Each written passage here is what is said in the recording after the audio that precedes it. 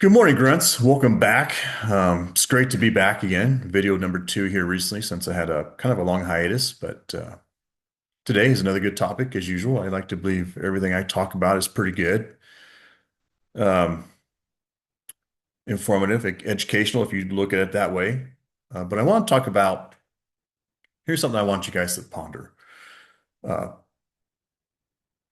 Choosing a wife or finding a wife is one of the most important decisions and uh, hardest thing you ever do next to I don't know, buying a house or buying a car. I think finding a wife is probably a lot more difficult than that because if you choose wrong, she will fuck up your life.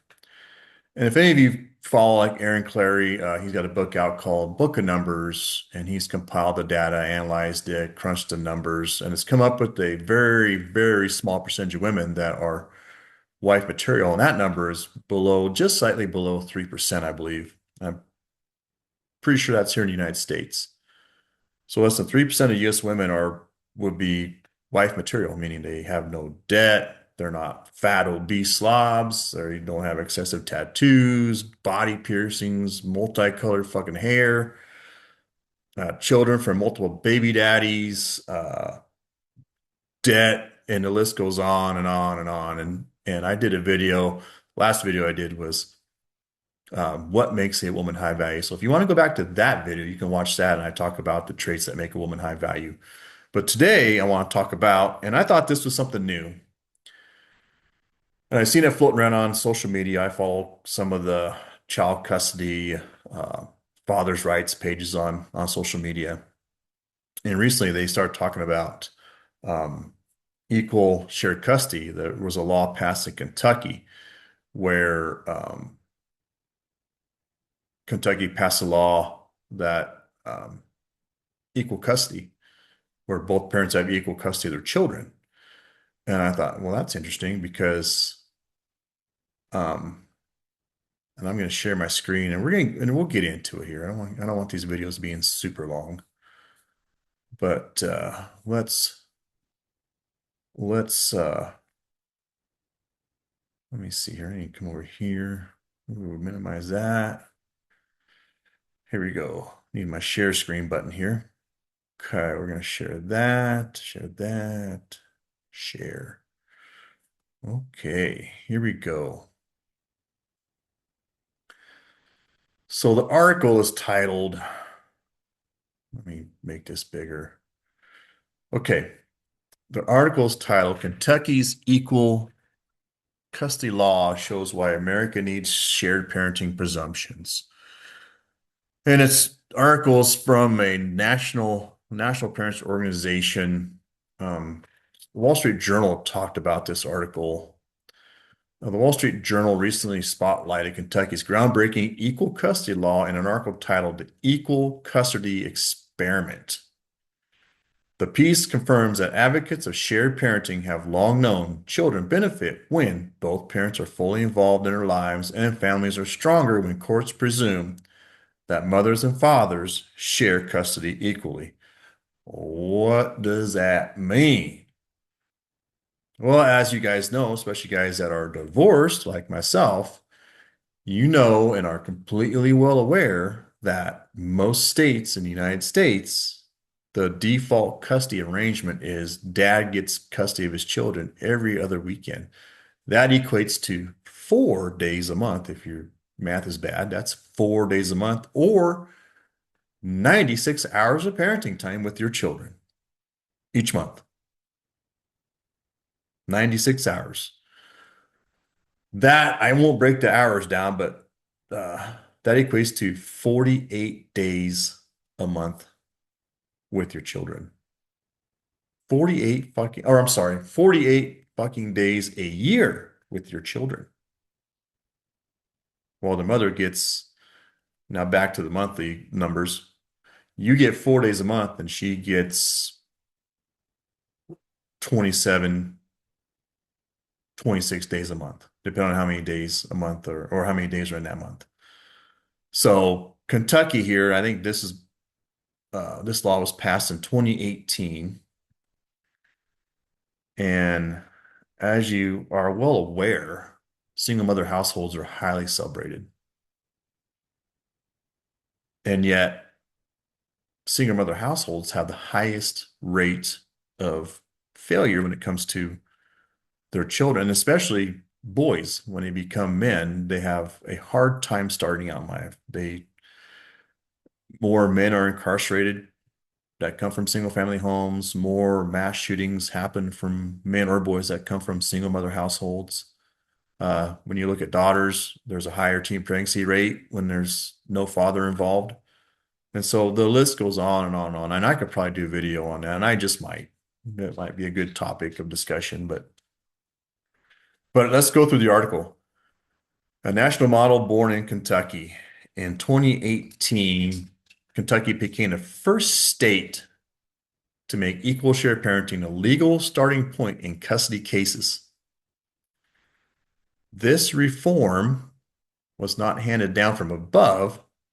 It was won by parents like Bob Holdsworth, who knew firsthand the heartbreak of being reduced to an every other weekend parent despite living close to his children. Hey, I know all too well about that, all too well.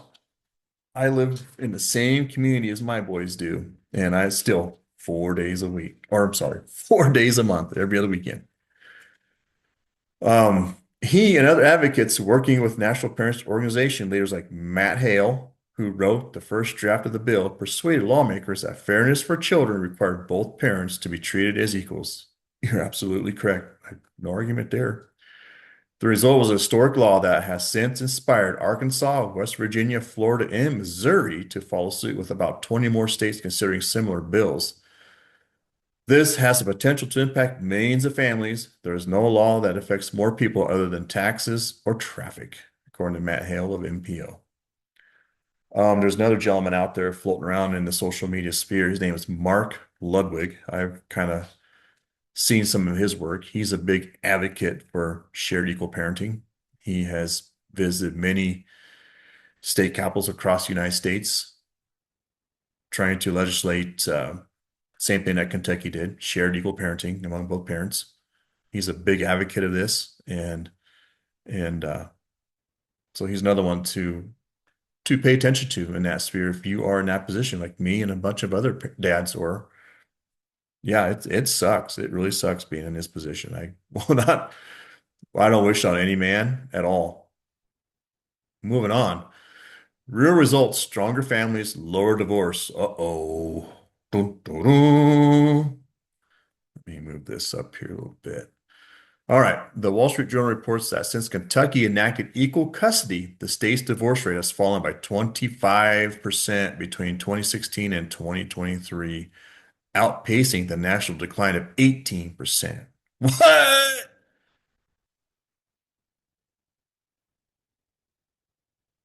Outpacing the national decline. Well, I could probably tell you why the national decline is that low. That's because fewer and fewer people are getting married. Okay.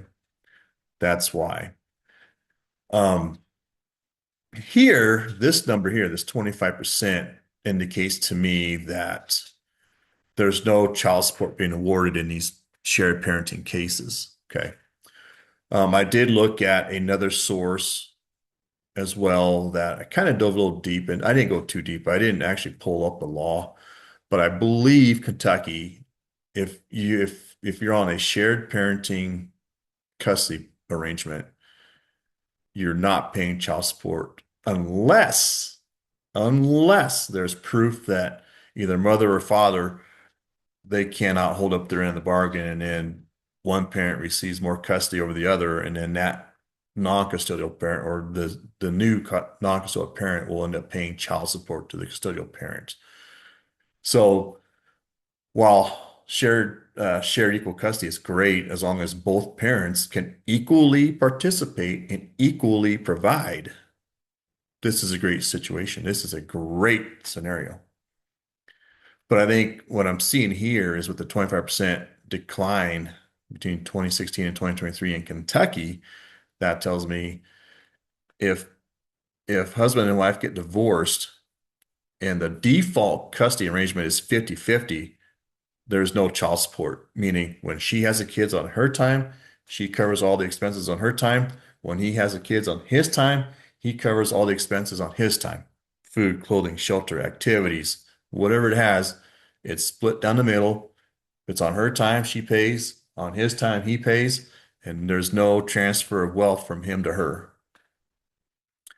And so this also incentivizes women to not divorce because women, more times than not, and I know they'll deny, oh, we don't do that, but they like to weaponize their children against their fathers and alienate their children from their fathers. And so when you do that in the eyes of the court, well, dad's a deadbeat, so I guess he's going to pay child support. Ask me how I know. I I've been there, done that. I got a fucking t-shirt upstairs in the bedroom. I've had my child support modified once. You know, the ex-wife requested a modification because so she can get more money. So yeah, there are women out there that do shit like this. But when you take the child support, and I did a video a while back. I talk about, what happens if you take alimony or child support off the table, what happens to the divorce rate and what happens to the marriage rate. Um, and I had a pretty good discussion in the comments. It was a pretty good, really good discussion. A lot of guys say, divorce rates would decline, marriage rates will also decline because if you take uh, alimony and child support off the table, now women don't have no incentive to get married. Well, if there's no cash and prizes in the divorce, why get married? And then if you're currently married, that why I was like, oh shit, now I guess I get no support if we get divorced, so I might as well stay here stay married to my husband because he's at least a provider. He's at best a provider. Most guys aren't leaders or protectors, but at best, most guys are providers. So they stick with that beta male provider because, well, if I divorce him and I get nothing, then she's essentially out on the street. So I think that's where that 25% comes in. There's no transfer of wealth from father to mother. So I think with the shared equal parenting, there's no child support. So now, like I said before, she's responsible for all the expenses and maintenance of her children on her time. And then when the children are on his time, the same thing applies. Unless one of the parents has proven not to be able to do that. And then it goes back to a traditional custody plan where now the non-custodial parent might have every other weekend, and and in very rare instances, she may have to pay the other parent child support. So here we go. Moving on. Shared parenting reduces conflict and feelings of abandonment, strengthens gender equality, and provides children with the stability of two loving, present parents. These are not abstract theories, they are lived experiences backed by data. Well, no shit. How do we know that? Answering the critics, opponents of equal custody raise concerns about domestic violence. Well, as most of us know in the community that most of your domestic violence accusations are false. Okay. But as Hale reminds us, Kentucky's law includes robust safeguards. If a parent is under a domestic violence order, the presumption of equal custody is automatically overturned. So, back up a little bit. You remember just mentioned the term false accusation. Okay. All she's got to do in order to overturn this is file a domestic violence report, a false one on you, and then you lose your 50% shared parenting. And let me see, the presumption of equal custody is automatically overturned. Judges retain full discretion to protect children in unsafe situations. Yeah, because family court knows what's best for the children. So while you're under a false, and remember, I'm speaking from a dad's point of view. So you have a false domestic violation order against you. Okay. Your children are removed from you, handed over to mother full time now, where now you are reduced to potentially paying child support. And then now you get that embarrassing supervised visit until your domestic violence order is either rescinded because it's a false accusation. So there are loopholes here that women can use to keep full custody. But hopefully these things are going to be investigated thoroughly before a judge rules in favor of whatever they rule in favor of. So here we go. Judge Mika Wood Pence, who applies the law daily, puts it best. The way to counter concerns is not to make bad laws for everyone else. You can't set up laws for all families that are based upon the worst circumstances. In other words, protecting victims of abuse and protecting children's rights to both parents are not mutually exclusive goals. We can and must do both. So here's kind of the gray area there, guys. All she's got to do is file a false domestic violence claim against you, and then you're done. You're cooked. You lose your children, and then you may have to start paying child support. So yeah, there are loopholes there. Let's just say we're going in the right direction. Now, I am totally against domestic violence if it's a legitimate claim. Okay. If dad's abusing the children, or if dad has a new girlfriend and he's beating on that girlfriend for whatever reason, it's still domestic violence. He can still lose access to his children, and rightfully so. I agree with that. But when a woman files a false domestic violence accusation against a man, that is fucked up. And in other words, and in my opinion, if that domestic violence order is proven to be a false accusation, then she should lose rights to her children, and he retains full 100% custody of those children. Okay. I support that, but will we ever see anything like that come into play? Probably not. Moving on. Families thrive under shared parenting. The Wall Street Journal also highlights families who are thriving under equal custody. Fathers like Holdsworth and Jordan Piles describe finally being able to participate meaningfully in their children's daily lives rather than watching childhood slip away. Mothers like Ashlyn Harrell, initially nervous, now say shared parenting has worked smoothly for the most part and allowed them to truly co-parent. Yeah, no shit. And most importantly, children like 11-year-old Briley say they feel lucky compared to friends who don't get equal time with both parents. It's probably not having to miss out on seeing one side of the family for so long, she told the Journal. Yeah. And when you have shared equal parenting, and that goes just beyond the immediate family, that goes on to grandparents on both sides, aunts and uncles and cousins on both sides. You see, when you go every other weekend, the default every other weekend custody arrangement, not only like here's my example, and I'll use me because I like I said, I've been there, done that. I got the t-shirt upstairs. When you lose access to your children, not only do I lose access, but my mom loses access, my brother and his wife and family lose access, cousins on my side of the family lose access. It just not only affects me, but it affects everybody else in my family, all the way from my mom, my brother and his family, cousins on this side of the family. It affects everybody to where, my boys don't see much of my side of the family. And it's sad. It is very sad.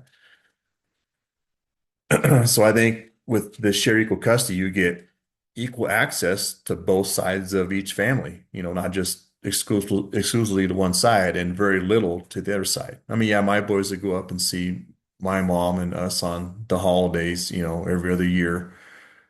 But for the most part, if I was going up to my mom's to visit, I'd be, hey, guys, you want to go with? Oh, no, I got other things to do. I got this to do, or I don't feel like going, or whatever, blah, blah, just whatever excuse under the book. um, they don't, they miss out on a lot of stuff on my side of the family because they didn't participate. Because over time, when you have just a every other weekend parenting plan, you start losing connection with your children, and they lose connection with you. And so now that bond it's weathering away slowly but surely. Don't get me wrong, I love my boys. I love them to death. But when you get used to an arrangement like that, um, it really does. I mean, you start losing connection. And like I said, I live in the same community. So, I mean, my shit was just retarded. To live in the same community and only still get every other weekend. But anyway, I think here, this is in the article. The call to action. Kentucky has proven what equal shared parenting advocates have been saying for decades. Children need both parents, and presuming shared custody benefits kids, families, and society. Oh, absolutely. You reduce the amount of degeneracy that occurs in this country from single mother households. Okay. The momentum is building with nearly 2 dozen states considering similar reforms. Now is the time for grandparents, or excuse me, parents, grandparents, and all who care about children's well-being to contact their legislatures, ask them to look at Kentucky's success, ask them to recognize that shared parenting is not just fair, it is common sense. No child should grow up with one parent sidelined by outdated custody laws. Kentucky's equal custody experiment is no experiment at all. It is the future and it works. Oh, absolutely. There are a lot of dads out there that want to be a big part of their children's lives, but are forced out. I mean, I was one of them. I was forced out. I was forced out of the family home on my youngest son's birthday, which I think affected him greatly. And it had an impact on our relationship for a short time. Um, I've got stories. I've shared a story or two on my channel. If you want to go back and look at that, I think it's titled Casualty of Divorce. I talk about an incident that happened between me and my youngest boy back in 2023 that negatively impacted our relationship. It hurt. I mean, I can't describe the amount of hurt that I went through with that. But anyways, I believe this was a good topic of discussion. Anybody have anything to add to it, please leave something in the comments. We'll discuss it. I will put a link in the description of the video to this article. If anyone wants to go look at it, they sure can. But otherwise, guys, that's all I got today. Have a great day and try to stay warm if you can. Toodles.